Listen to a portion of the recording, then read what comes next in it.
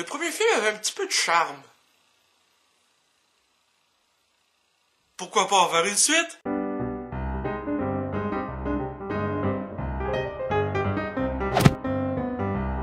Le premier film mettait en vedette Lauren Cohan. Elle jouait le rôle d'une Américaine qui est engagée pour aller faire du babysitting pour une poupée qui s'appelle Brahms. Dans ce film-ci, ça mentionne brièvement les événements du premier film et le charme qu'avait le premier film, justement, avec le twist que Brahms est encore vivant et il vit dans les murs. C'est toute partie. Ici, dans ce film-ci, c'est une famille qui aménage dans le pavillon des invités. Je pense que c'est un pavillon qui avait jamais été abordé dans le premier film. Enfin, bref. Et là, le fils du couple, dont la mère est jouée par Katie Holmes, il va découvrir la poupée Brahms enterrée grâce à des voix. Il entend des petites voix tout d'un coup qui dit par ici, Jude, par ici.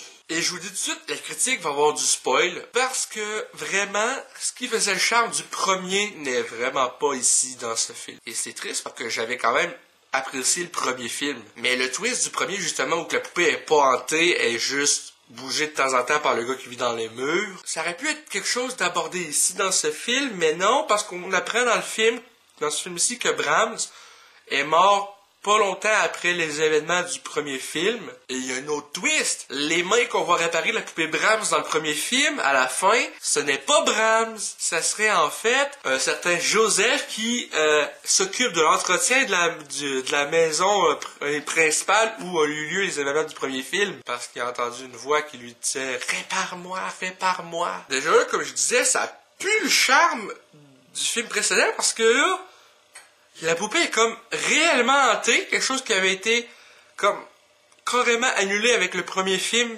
vu le twist. What the fuck? C'est complètement différent, mais je blâme pas le fait que ça soit différent, je blâme le fait que c'est pas cohérent avec ce qui a été apporté dans le premier film. Tout ça n'est plus crédible. Genre, la poupée est tout d'un coup vraiment possédée. Tu peux entendre des voix venant de la poupée plutôt que juste genre, c'est une poupée qui est bougée par un gars qui vit dans les murs. À partir du moment dans le film où tu te rends compte que la poupée a de l'air vraiment hantée, avant même que ça soit confirmé avec la façon que ça avance, je me dis, ok, c'est vraiment pas comme le premier, et ça perd tout de son charme, ça perd toute de la cohérence, et non seulement ça, mais en plus de ça, le film devient prévisible. T'as des bouts où t'es genre, c'est sûr qu'il va se passer telle ou telle affaire après, c'est sûr que ça c'est un rêve ou un cauchemar, whatever. Ensuite, ça se produit. C'était prévisible. Si seulement ça avait pas été si prévisible que ça dans le déroulement, dans les jumpscares, ça aurait pu être passable. T'as rien du charme du premier, t'as rien de la cohérence apportée avec le twist du premier, t'as juste une famille qui se fait hanter par une poupée alors que ça a été déjà fait des tonnes et des tonnes de fois. Y'a rien qui t'explique comment la poupée est hantée, ça t'explique juste que c'est depuis des années que ça dure, depuis plusieurs familles qui vivaient dans le manoir. Ok, puis tu nous mets-tu un autre contexte ou... 3 sur 10.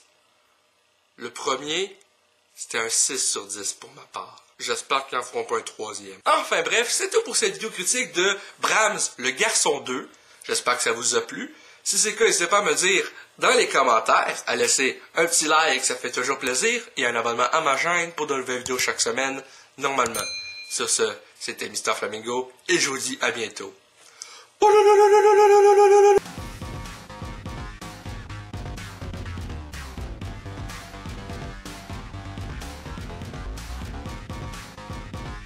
Hey le grand, c'est quoi que t'attends pour t'abonner, sacrament?